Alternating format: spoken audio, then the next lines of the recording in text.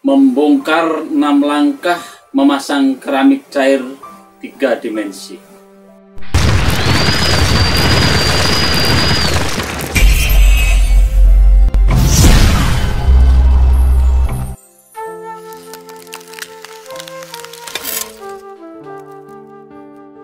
Selamat datang di channel edukasi. Saya Azhari. Assalamualaikum warahmatullahi wabarakatuh. Dalam video ke-1 ini saya ingin berbagi tentang bagaimana cara memasang keramik cair 3 dimensi sehingga bagi calon customer bisa memahami seperti apa dalam menyiapkan lantainya. Bagi teman-teman yang baru akan mengenal keramik cair, teman-teman punya gambaran secara umum seperti apa dan apa keramik cair itu. Ketika mendengar istilah keramik cair, rasanya agak aneh. Keramik kok cair? Keramik cair memang merupakan teknologi pelapis lantai yang relatif baru. Namun ketika saya meminjam istilah keramik, maka izinkan saya meminjam istilah glasir, yaitu glasir dingin. Perlu saya sampaikan kepada teman-teman bahwa saya memulai keramik cair ini sejak tahun 2011, baru mengenal tahun 2012 masih bermain yang polos, kemudian baru 2014 saya memulai pemasangan 3 dimensi. Dan dimana pada saat itu sama sekali belum ada cara-cara yang baku seperti apa cara pemasangan keramik cair itu. Apa yang saya lakukan adalah trial and error, gagal coba. Bukan hanya puluhan, bahkan ratusan. Sehingga dari beberapa pengalaman saya itu perlu saya sampaikan kepada teman-teman agar untuk meminimalis kesalahan-kesalahan yang pernah saya lakukan dulu. Untuk teman-teman yang mempunyai pertanyaan-pertanyaan, nanti bisa komen sehingga kita bisa lebih dalam lagi memahami karakteristik dari keramik cair yang memang masih relatif baru kita kenal ini. Tidak sesederhana yang saya ceritakan memang di dalam hal memasang keramik cair, akan tetapi disitulah tantangan kita di dalam memecahkan setiap masalah dalam pemasangan keramik cair. Baik, langsung saja 6 langkah itu apa saja? Apakah hal itu memang baku? Sebenarnya 6 langkah itu bukan harus berurutan, akan tetapi 6 langkah itu adalah 6 yang harus dipersiapkan di dalam mengaplikasikan keramik cair itu. 6 langkah itu yang tahap pertama adalah perencanaan, di mana setiap kerja apapun sebenarnya perencanaan itu sangat diperlukan, akan tapi di dalam keramik cair itu perencanaan harus betul-betul matang. Di dalam perencanaan itu pertama ada penganalisaan terhadap lantai, di mana jika memungkinkan lantai itu kita survei, tapi jika tidak memungkinkan kita harus mempunyai data-data yang lengkap tentang lantai itu. Di dalamnya juga ada pengukuran, di mana pengukuran itu untuk menentukan posisi gambarnya seperti apa, barang-barang apa yang akan ada di situ nanti. Ini akan mempengaruhi dari desain yang akan kita kerjakan nanti. Bahwa sebuah keramik cair itu akan tampak 3 dimensi, itu hanya karena sudut pandang dari gambar tersebut ini mempunyai angle yang tepat, sehingga ketika kita salah dalam memilih gambar, maka tidak akan terjadi kesan 3 dimensi itu. Kemudian hasil dari analisa lantai tadi akan kita gunakan sebagai teknik yang akan kita gunakan saat mentreatment lantai. Yang perlu teman-teman ketahui bahwa treatment lantai ini sangat berbeda antara satu dan yang lainnya. Itu sangat tergantung dari kondisi lantai itu sendiri. Terutama lantai tingkat bawah dan tingkat atas itu akan berbeda. Untuk tingkat bawah ini memang betul-betul penanganannya harus khusus, sebab kadang-kadang di satu daerah tertentu uap tanah itu masih sangat besar sehingga sangat mempengaruhi terhadap keberadaan keramik cair ini. Dimana bahwa keramik cair itu tidak ada pori-pori, sehingga memang betul-betul lantai itu harus bebas dari uap dan air. Kedua adalah tahap persiapan lantai. Dari hasil analisa pada tahap pertama tadi, yang perlu kita perhatikan adalah pertama kualitas lantai.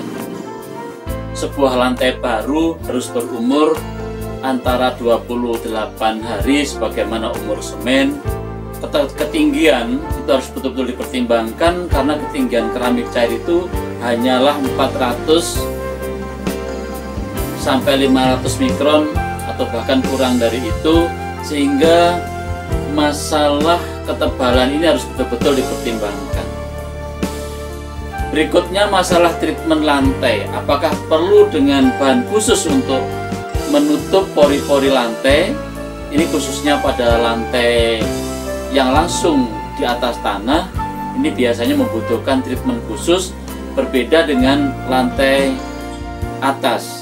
Sebab di lantai atas tidak ada uap tanah yang langsung dari tanah. Dan ini akan memudahkan kita dalam mentreatment lantai. Lalu ketika ditanya seberapa kuat lantai keramik cair itu, kalau kuat tekan, maka tergantung lantai itu sendiri. Ketika kita membuat keramik cair di gudang atau pabrik, di mana di situ ada alat berat yang harus melalui di situ, tidak jadi masalah. Yang penting cor bawahnya itu kuat. Itu kalau ditanya tentang seberapa kuat. Nah, tapi kalau seberapa kekerasan gores, maka tingkat kekerasan gores skala Mohsnya di bawah keramik biasa, akan tetapi mudah diperbaiki. Jadi ketika kita menemukan keramik cair kita yang terluka, keramik cair ini akan mudah diperbaiki. Berbeda dengan keramik konvensional, seandainya sudah terluka, maka akan sulit diperbaiki lagi. Lalu bagaimana jika kita ingin merencanakan antara lantai dan rumah tadi selesai berdampingan atau bersama-sama? Yang jelas kalau kita membangun lantai itu setelah rumahnya selesai, ini masih akan membutuhkan waktu lagi untuk menunggu selama 21 sampai 28 hari. Nah, untuk itu kalau memang sudah direncanakan mau dipasang keramik cair, maka lantai harus dibuat lebih dulu. Untuk tahap ketiga, persiapan bahan dan alat. Soal alat sebenarnya tidak terlalu sulit, karena alat bisa didapat di toko-toko bangunan di sekitar rumah kita. Akan tetapi alat-alat ini belum cukup memadai jika kita langsung menggunakannya. Maka untuk itu perlu modifikasi khusus menyesuaikan dengan karakter dari keramik cair ini. Tentu itu akan memakan waktu, sehingga alangkah baiknya kalau memodifikasi alat ini dikerjakan sebelum terjun di proyek. Terkait masalah bahan, kita kelompokkan menjadi 3 komponen utama. Pertama, bahan untuk lantai. Yang kedua, untuk treatment lantai. Yang ketiga, untuk gambar lantai. Jadi ketiga kelompok bahan tadi saling menentukan kualitas di hasil akhirnya nanti. Pertama, bahan untuk pembentuk lantai. Bahan untuk pembentuk lantai ini sudah tidak asing lagi, seperti misalnya semen, pasir, kemudian untuk menghaluskan jika tidak harus di plester atau di aci, bisa menggunakan GRC. Itu semua adalah bahan pembentuk lantai. Dan aplikator keramik cair itu tidak membuat lantainya. Untuk pembuatan lantai kita hanya mengarahkan saja, sebab setelah lantai baru itu selesai, baru kita harus menunggu 28 hari lagi baru bisa diaplikasikan keramik cair. Sebagaimana kita ketahui bahwa sebuah lantai tadi belum tentu betul-betul kedap terhadap uap tanah, maka sebuah lantai, terutama di lantai bawah yang langsung di atas tanah, itu harus betul-betul kita treatment sedemikian rupa. Nah, bahan-bahan untuk treatment lantai itu pertama adalah crack injection, itu untuk menutup jika pecah, kemudian seal coat untuk menutup pori-porinya, epoxy itu sebagai dempul jika diperlukan, dan juga surface itu jika kita ingin membuat gambar dengan teknik lukis. Apakah beberapa bahan yang saya sebutkan tadi dipakai semua? Belum tentu juga. Kalau lantai itu sudah cukup baik, maka sangat tergantung bahan mana yang cocok untuk aplikasi agar lantai itu betul-betul siap kita tempeli sebuah gambar.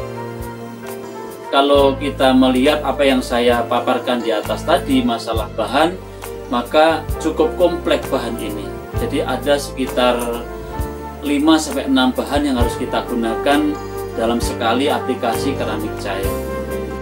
Kemudian tahap berikutnya adalah tahap menempelkan gambar, di mana di dalam menempelkan gambar ini harus menggunakan bahan-bahan yang khusus pula. Jika kita menggunakan bahan lukis, harus betul-betul bahan itu mempunyai kualitas yang baik. Namun jika kita menggunakan gambar cetak, lem yang kita gunakan adalah lem khusus.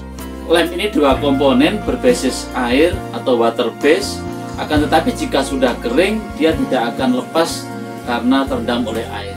Mengapa kita menggunakan lem water base? Sebab ketika kita menggunakan lem solvent base biasanya akan merusak daripada gambar yang kita pasang itu sendiri. Mengapa kita tidak menggunakan stiker, kita mengaplikasikan gambar di lantai, dan itu lebih mudah tentunya.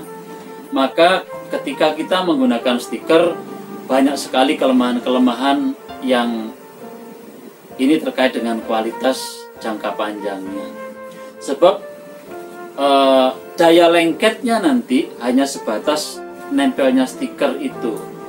Sedangkan yang kita butuhkan adalah bahwa gambar itu betul-betul tertanam. Jadi gambar itu betul-betul tertanam di lantai. Yang kedua, ketika kita memasang stiker itu kan membutuhkan air. Sedangkan ketika kita menggunakan air, nanti banyak air yang terjebak di atas stiker itu atau di antara lantai dan stiker. Air ini akan sulit kita keluarkan betul-betul sampai habis. Dan apa yang terjadi ketika sudah kita aplikasikan dengan menggunakan liquid glass, nanti jangka panjangnya air ini masih akan berkumpul dan akan membentuk gelembung-gelembung. Untuk gambar ini yang penting bahan yang digunakan itu cukup kuat. Dengan bahan apapun sebenarnya tidak jadi masalah. Pertama cukup kuat, yang kedua gambar tadi tidak akan rusak ketika kena cairan. Jadi ketika kita menggunakan gambar printing, maka yang perlu diperhatikan bahwa gambar printing tadi jangan sampai dilaminasi. Sebab jika kita memberi laminasi memang mudah dalam mengaplikasikan di lantai, akan tetapi umur lantai itu hanya sepanjang umur laminasi. Sedangkan untuk bidang-bidang yang tidak presisi seperti anak tangga, itu biasanya antara anak tangga yang satu dan yang lain itu tidak akan sama persis, sehingga diperlukanlah gambar lukis. Jadi untuk tangga biasanya kita menggunakan dengan teknik lukis.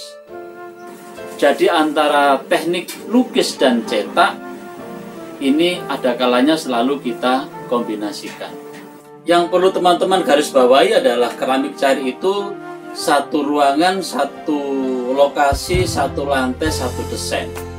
Jadi jarang sekali desain dari satu tempat dibawa ke tempat lain, kecuali ukurannya memang betul-betul sama persis.